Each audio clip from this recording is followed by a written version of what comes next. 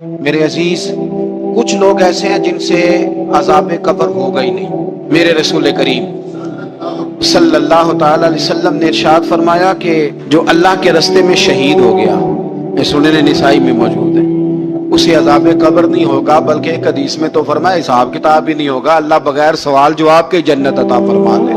کچھ لوگوں کو نا لوگوں کی بخشش پہ بھی مسئلہ ہی بنتا ہے کہ کوئی بخشا نہ جائے۔ اور ایک صاحب کہہ رہے تھے جی یہ کیا معاملہ ہے کہ جمعے کو بندہ مر گیا یا فلانا ہو گیا تو اس سے حساب کتاب نہیں ہوگا، اتنے بڑے جرم لوگوں نے کہ اتنے پاپ، اور جمعے کو مر گیا تو بخشا جائے گا۔ تو میں نے کہا جرموں کا بھی اسے حساب اللہ لے لے گا، لیکن میاں حساب کتاب کی ڈیوٹی نہ اللہ کی ہے تو بہتر یہ ہے کہ اسی کے ہاتھ میں رہے، تو نہ اپنے ہاتھ میں لینے کی کوشش کر۔ سنن ترمذی کی حدیث، ہمیں پتہ نہیں کیا مصیبت ہے، ہمیں پتہ نہیں کیا مسئلہ ہے۔ ایک جنازے سے میں نکلا، آپ یقین کریں کبھی کبھی کلیجہ پھٹ جاتا ہے۔ میں ایک جنازے سے نکلا تو میرے ساتھ ایک بندہ جنازہ پڑھ کے نکلا تو کہنے لگا جی پیر صاحب دیکھیں آج کتنی دنیا آئی ہے، حالانکہ یہ بندہ اس طرح کا تھا، اس طرح کا تھا، اس طرح کا تھا۔ میں نے اسے کہا یار تجھے تو فکر ہی لاتی ہے کہ جنت میں چلا ہی نہ جائے، تو اس طرح کرنا جنت کے دروازے کے سامنے کھڑے ہو جانا ڈنڈا لے کے کہ میں نے نہیں جانے دینا۔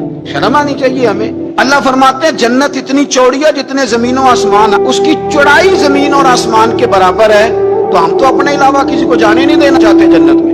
اور بس کریں، جنت خدا کا فضل ہے، اور اللہ فرماتے ہیں میرا فضل میں جسے چاہتا ہوں عطا کرتا ہوں۔ یہ سنن ترمذی کی حدیث، اور اس کے راوی حضرت عبداللہ ابن عمر رضی اللہ تعالیٰ عنہ، نبی پاک علیہ السلام نے فرمایا جو مسلمان جمعے کے دن یا جمعے کی رات کو فوت ہو اس کو اللہ تعالیٰ قبر کی آزمائش سے محفوظ رکھتا ہے۔ جو جمعے کی رات فوت ہو جائے یا جمعے والے، یعنی جمعے رات اور جمعے کی درمیانی رات چلا جائے یا جمعے والے، تو اللہ اسے عذاب قبر سے، تو میرے عزیز جو بندہ شہید ہو اس سے عذاب قبر نہیں ہوتا، جو آدمی جمعے کے دن یا جمعے کی رات چلا جائے اسے بھی عذاب قبر نہیں ہوتا۔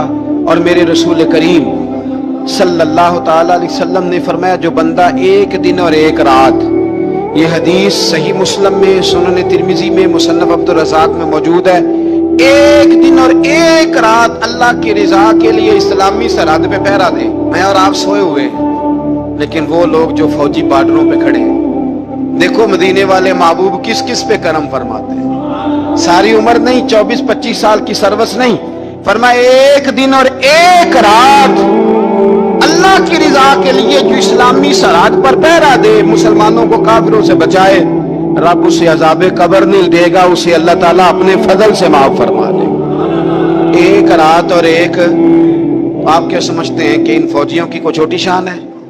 ان کا کوئی چھوٹا مرتبہ ہے؟ ایک دن اور ایک رات اگر یہ پہرا دیں تو اللہ انہیں اتنا انعام عطا کرتا ہے۔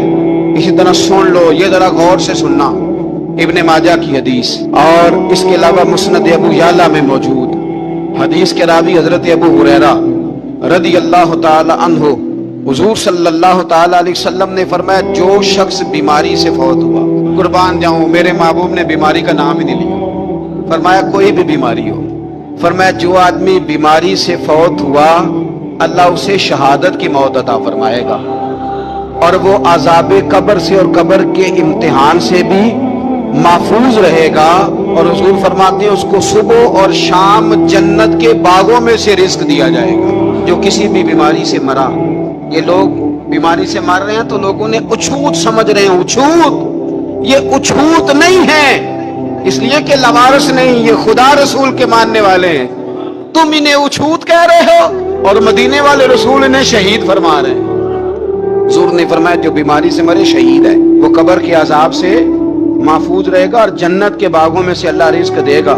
لوگ کہتے ہیں دیکھو جی بڑا تانگ ہو کے دنیا سے گیا ہے، تو اس بندے کو بھی عذاب قبر نہیں ہوتا۔ اسی طرح جو بندہ سورہ ملک پڑھتا ہے، سنن ترمذی میں حضرت ابن عباس سے روایت ہے کہ حضور صلی اللہ علیہ وسلم کے ایک صحابی نے ایک جگہ خیمہ لگایا تو وہاں سورہ ملک پڑھنے کی آواز آتی، کوئی بندہ پڑھنے والا نظر نہیں آتا تھا۔ جب حضور کی بارگاہ میں عرض کیا تو فرمایا وہاں قبر تھی اور قبر کے اندر بیٹھ کے میرا صحابی سورہ ملک کی تلاوت کر رہا تھا۔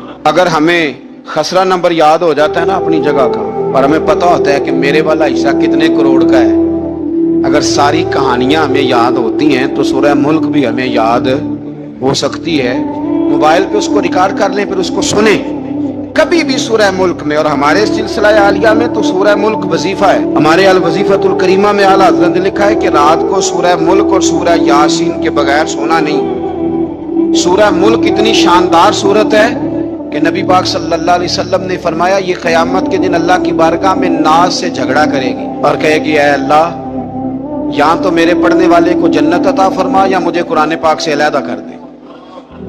तो रब करीम फिर अपने फजल से पढ़ने वाले को जन्नत अता करेगी।